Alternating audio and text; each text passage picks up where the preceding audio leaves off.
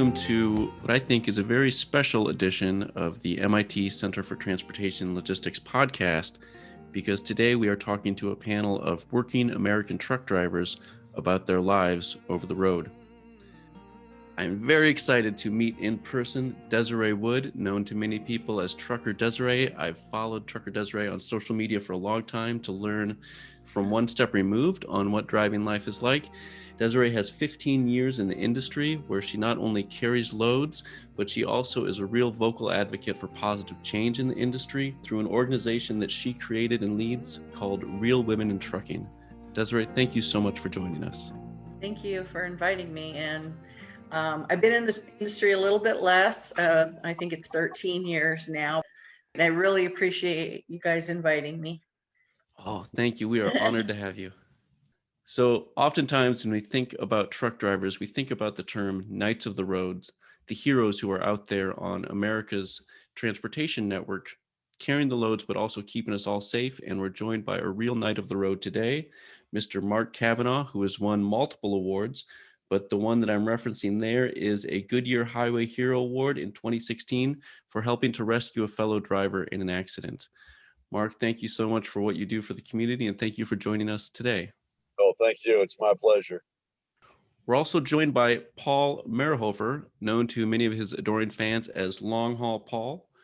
Paul has spent decades as an owner-operator, crisscrossing the country carrying freight. But in addition to that, he's also a beautiful recording artist, recording songs about the trucking life under the name Long Haul Paul. And he's also the host through Overdrive Magazine of a podcast I highly recommend called Over the Road.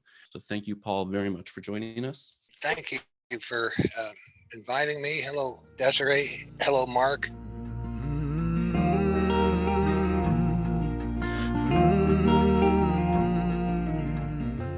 My name is David Correll. I'm a research scientist at the MIT Center for Transportation and Logistics, where I also co-direct something called the FreightLab that studies all sorts of freight transportation with a heavy emphasis on trucking. A project that I'm leading as part of the FreightLab is called the Driver Initiative, where what we want to do is understand the working lives, the utilization, the quality of life of America's truck drivers. You all have several years experience in the industry, and not everyone in our listening audience, knows drivers or knows what it's like to be a driver. Could you tell us a little bit about what brought you to the industry? And then you've been in it for a while, so what keeps you in it too? The thought of working in an office just made my skin crawl. So I was really trying to find something that was moving around and using my skills. And I found trucking, and I loved the job. I loved driving as soon as I started learning about it. Well, Dave, that was always a hard question for me. And my daughter loaned me her copy of Travels with Charlie by John Steinbeck. And page 1 of Travels with Charlie explained my whole life to me. And Steinbeck said from the time he was a boy, he had this disease. And the name of the disease was Anywhere But Here. So by the time I was 16, I was a guest worker in Germany. I still proudly have my Gastarbeiter papers. And I suppose if I'd lived in Gloucester, I'd be on some ship somewhere. I don't know why. It's possibly a personal deficit, but I got to be somewhere other than here. Thank you. Mark, what brought you to the industry and what keeps you in it? I was in construction before I started this. Physically, it was real demanding. And I wanted to find a stable career because I don't go from job to job to job. And I love to drive, so I put myself through school. And in March of 1999, I obtained my CDL, and I've stayed in it ever since. I enjoy seeing the country, and I get paid to do it. There are places that most people won't see that we've been to, and we can take time off anywhere in the country we want. Yeah, I love this job. There's nothing else I'd want to do. And after 22 years almost now, I'll continue to do it until I retire. Thank you. Let me jump right to the other side of that then. What's the worst part of making a career in trucking? Some of the worst things are there's a lot of misinformation when you enter. The training is absolutely horrible, and some of the people that survive it are just from sheer dumb luck, that they just happened to get a trainer that taught them, and they were working for a company that they were able to get through the first year. So But there's a lot of people that go with all their hopes and dreams, those orientation centers, thinking they can do this, and then they find out they get a horrible trainer, they're assaulted during training, don't know what they're doing, and when the first winter comes, like what's going on today, they're involved in a big pileup because nobody taught them how to drive in the winter. Well, I agree that the training that's given today is absolutely horrible, and that really needs to be revamped somehow. But my hardest thing, that I've been doing it for so long, is not being home. Now, mind you, that's by choice. You know, we have regional loads, we have dedicated loads. You can be home more often. So being out on the road is my choice. Mhm. You know, to see my oldest niece now, she's in her mid-30s and planning to get married. And I remember holding her as a baby, and that was probably the most time we spent together. You know, so that's the hardest part. I get it. You're away from home. You know, everyone signed up for that. Trucking, especially LTL, especially reefer trucking, refrigerated freight trucking, can make a liar of you when you didn't want to lie. You know, you tell your daughter, I'll be home tomorrow, and then some knucklehead has got 2 pallets of cheddar that you're waiting on, and he's still in Kenosha. So LTL freight made a liar of you because you got blindsided. I mean, everybody knows there's time away from home, but when you make promises and for whatever reason there's a systemic failure that prevents you from keeping your promise, that's hard. Oh, gosh, thank you. That plays right into sort of the next side of my question. One of the things that I'm really interested in this conversation is understanding what shippers and receivers do that can, on the one hand, maybe make a truck driver's life better, improve quality of life, improve utilization, or the flip side of that, what is it that shippers and receivers do that sometimes makes quality of life worse or take home pay lower? Yeah, when you show up on time for your appointment or even early, and they get you right to a door within 2 hours. They've given you a green light, and given your paperwork, and you're back out again. Mhm. I mean, that's perfect, and that's starting to happen more and more often. But they bring your paperwork to the door, to your door for you, so you don't have to go back inside. So that's my ideal customer service. I'll tell you about the greatest food warehouse I've ever been to was 14 years ago. Is when I still found my own loads. It was Cisco Foods in Alachua, Florida.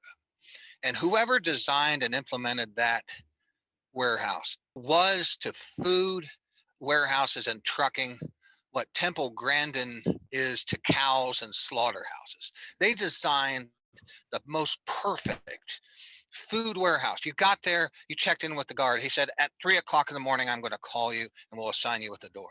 Boom, 3:00 in the morning, here comes your call. They put you in a door, and by the time you could even use the restroom, you're empty. The person who designed that should be canonized. There should be votive candles of that individual for sale in every truck stop. So truckers like me could light a votive candle and quietly meditate by it. All right. So a good experience for me is when you arrive and they're ready for you and they have a door for you and they have a bathroom for you to use and a clean driver lounge where you can have a seat or microwave something and get some snacks out of the machine if you need to, have a place to walk your dog. Getting you in and out of there is probably the most important thing. Treat you with respect. A lot of them don't. Signage is a big thing. And if you're out of hours, having a small area that you could park the truck and do your 10-hour break so that you don't have to be violating your hours of service, trying to find your way to truck parking and then truck stop and then find out there's no parking there. So those are the big things. You go someplace like that, you're like, oh, I'll come here again.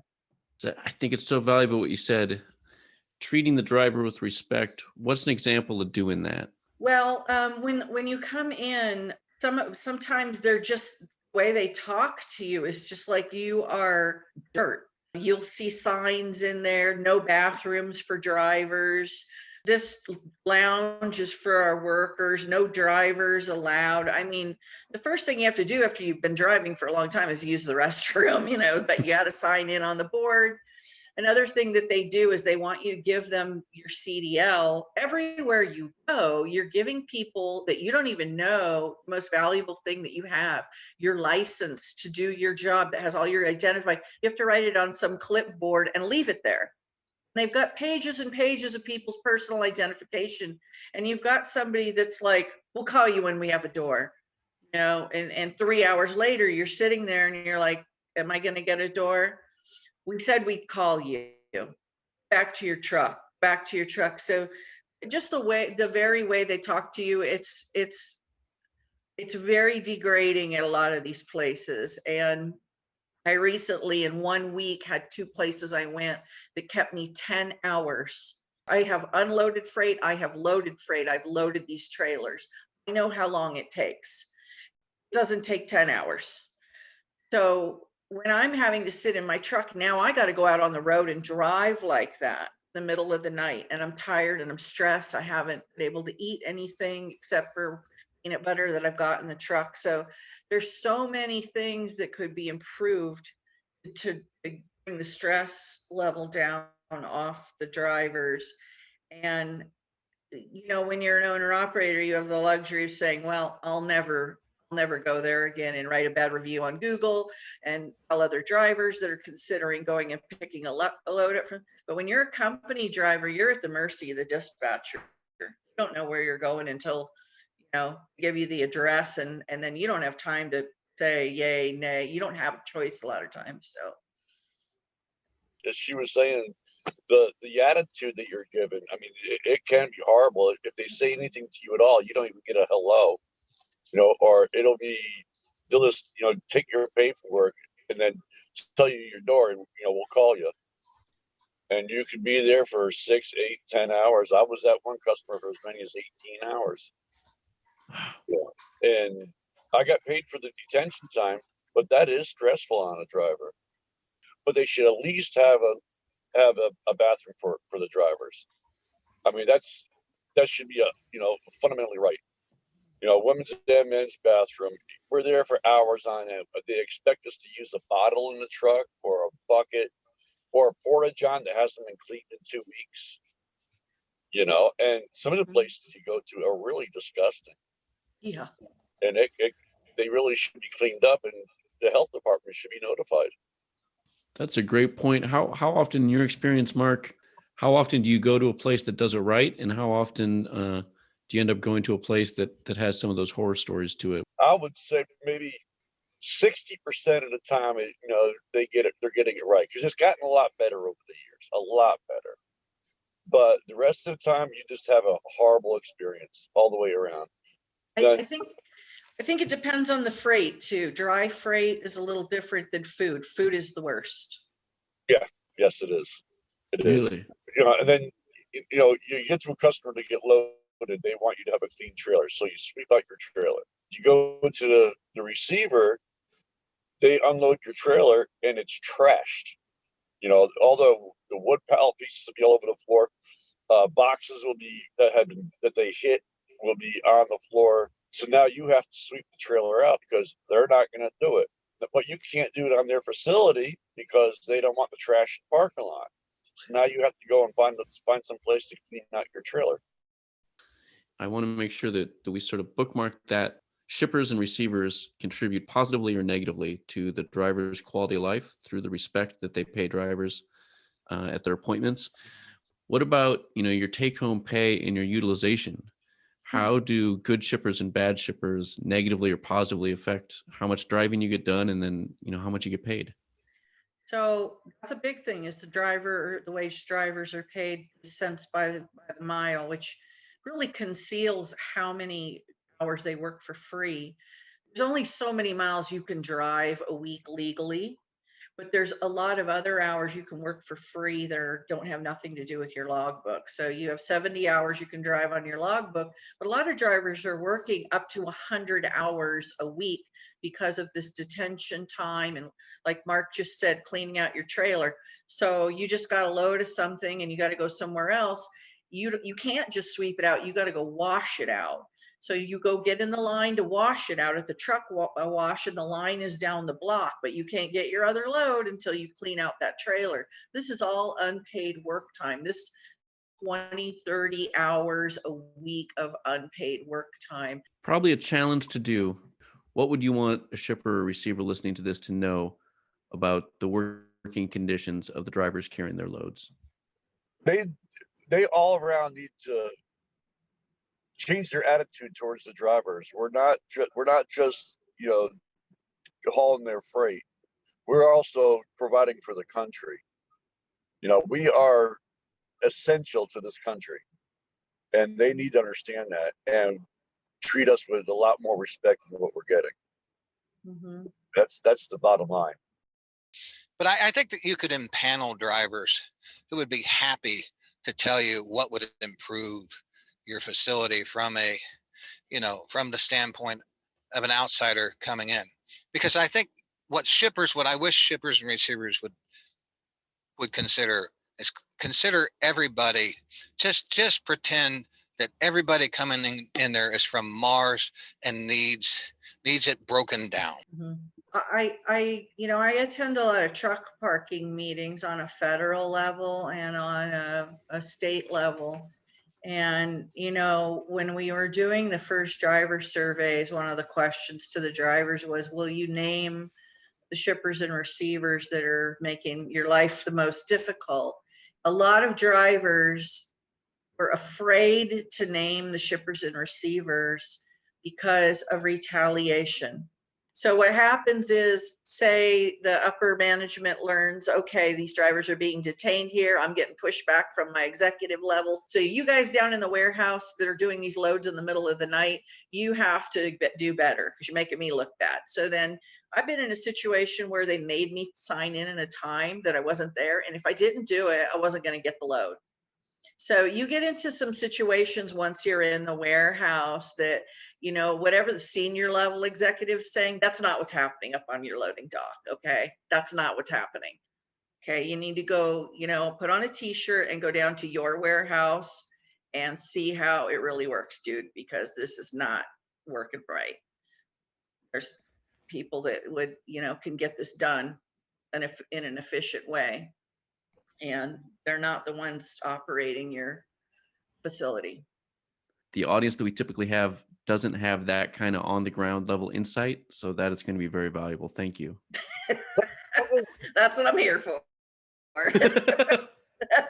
So a second mystery that I was hoping you all could help me unravel and help my students unravel, because we're facing it and we can't figure it out, is we look a lot at ELD data. We see drivers getting around 6.5 to 7 hours driving a day on average. When, as this audience knows, a driver could drive 11. Mm-hmm. So there's a lot of hours left on the table. And we see that. And then at the same time, we read the news and the news says, oh, there's a big truck driver shortage. There's a big truck driver shortage. I don't understand how something can be both scarce and underutilized at the same time. If we are so short on drivers, why aren't drivers getting all the miles they want to carry the loads? One is the lack of training, the lack of proper drivers getting the knowledge of how to use their hours correctly. And again, it comes back to training. It goes from the school to the trainers that they have out on the road. That's first thing. The trainer should be able to show them how many hours they can run without running out of hours.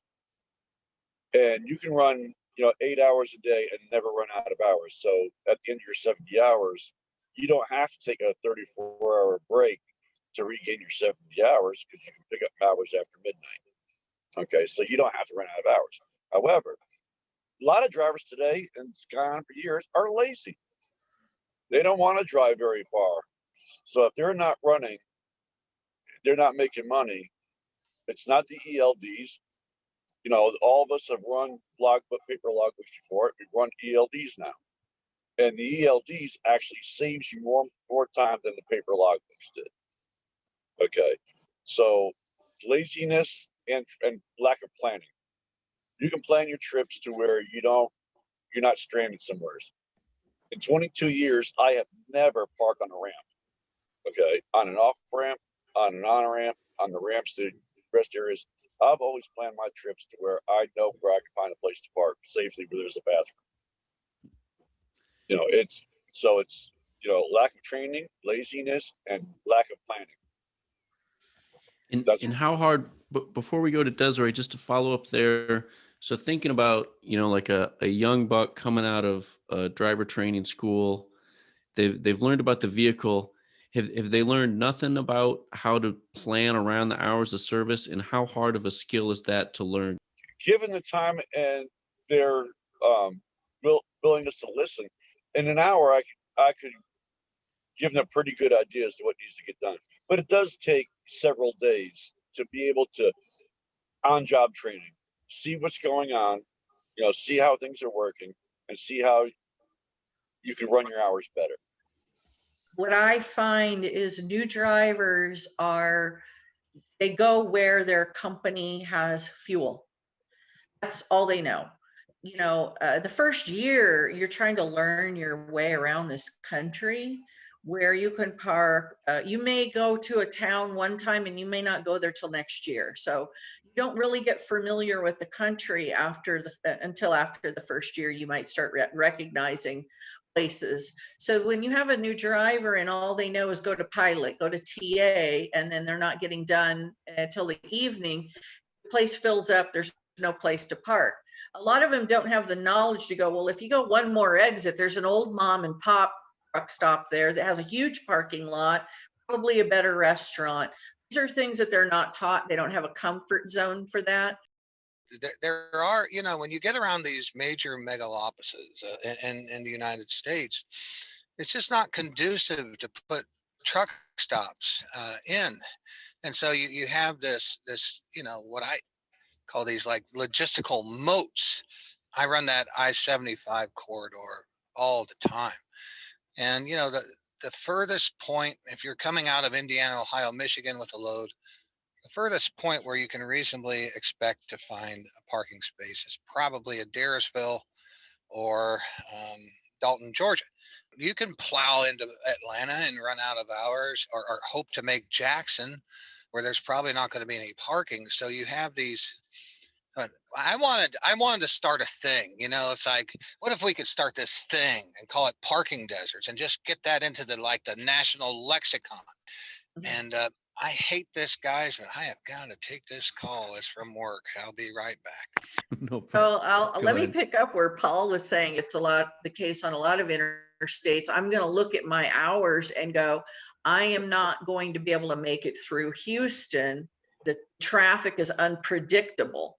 So if I get to Houston at this time and get stuck in traffic, then I don't know any places between Houston and San Antonio that I want to be able to park before I run out of hours. Now, I've been doing Interstate 10 for many years now, so I know it like the back of my hand. But that was not the case when I was in my first couple years. It took me a lot of years to know where I got a secret hiding place all over the place to stop now. I have no control over American culture, but if I did, I would hope that everyone would be reminded that in this really strange pandemic year, the role that truck drivers played in getting us through the pandemic, in getting the PPP to everyone that needed it, in redesigning your networks and your loads as the home body economy really took over the US and we all were able to stay out of harm's way, thanks to the deliveries that truck drivers are making. So thank you for everything you're doing. And I hope that this unique American moment is a time when, as consumers, we hear you better. I want to open it up to the drivers on the panel. What did I miss in this conversation? And maybe it will be what we talk about next time. I will say, though, that the trucking industry as a whole, is an excellent place to work. Different things that you can do to fit in with what you want to do, whether it's be home, be on the road. and it's very profitable, and you can learn a lot, and you can be proud of help to take care of the nation. Absolutely. Thank you. Is there anything that we didn't get to this time that you think we should have or we should plan for a next time? For me, I would like the supply chain community to have some more awareness that they are using a student fleet. They're not using an experienced level fleet. They're saving a few pennies on shipping costs by using these training fleets. There is a lot of rape and assaults that go on in these student teams when you're using team business model student fleets. That's something I would like people in the supply chain to have more awareness of. When you're using, and consumers, you're saving money on your shipping costs at what person's expense, and you should be able to identify a truck and go, that's a student fleet, and that's a student fleet that has team driving as their business model. It's very dangerous. Wow, thank you. And thank you all for your time. I know that you are on the road doing this job, and you carved out an hour for us to help us understand the real working life of American truck drivers. So thank you very much for the time you've given to the conversation. And I really hope you'll stay in touch. Thank you very much, and look forward to seeing you in the future. Yes. Thank you. Bye-bye. We are lucky enough that Long Haul Paul is going to play us out. 1989. Diesel was just $1, so we came from the hills and hollers just to work that broken line. See you take your truck with a big block mechanical Cummins, super up till it was humming, just like the old boys running shine. Burned them second morning, Detroit, south of Salinas. Slept an hour in Amarillo and an hour in Illinois. There was a band of thieves and bandits with ball between us. It was the golden age of the good old boy.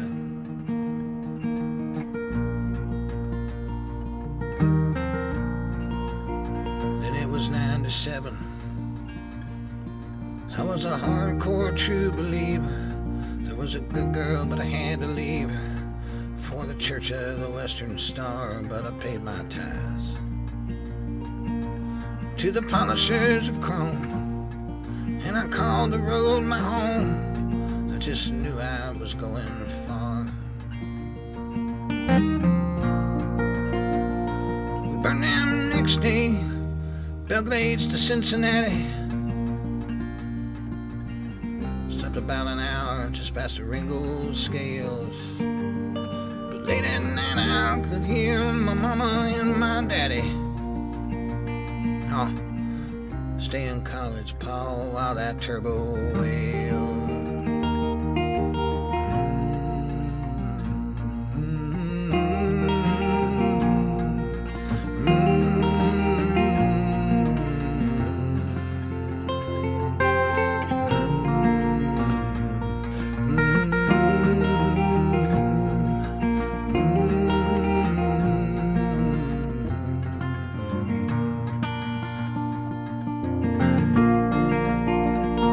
Just takes one too many straight shots to Miami.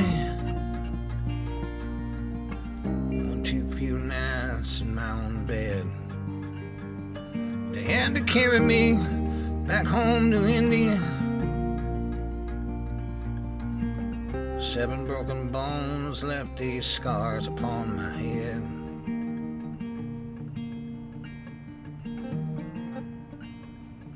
And now it's all 19. I'm a little hobbled when I walk in, little cutback on my top end. I'm just trying to stay out of the way, but my record's clean. And they tell me that I'm compliant. It's more like too old to be defiant, though I still dream about those days. Oh, there used to be a quiet understanding freight on town. Now I'm busted on the cruel backside of Banning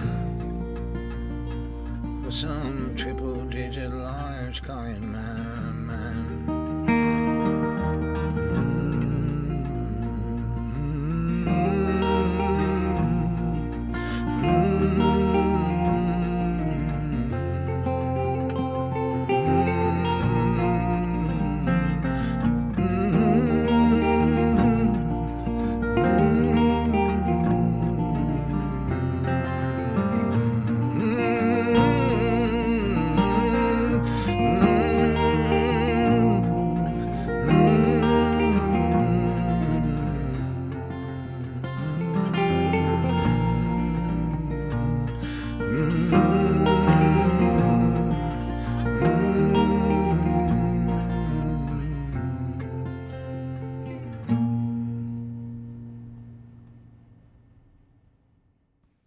All right, everyone. Thank you for listening. I hope you've enjoyed this edition of MIT Supply Chain Frontiers. My name is Arthur Grau, Communications Officer for the Center, and I invite you to visit us anytime at ctl.mit.edu or search for MIT Supply Chain Frontiers on your favorite listening platform. Until next time.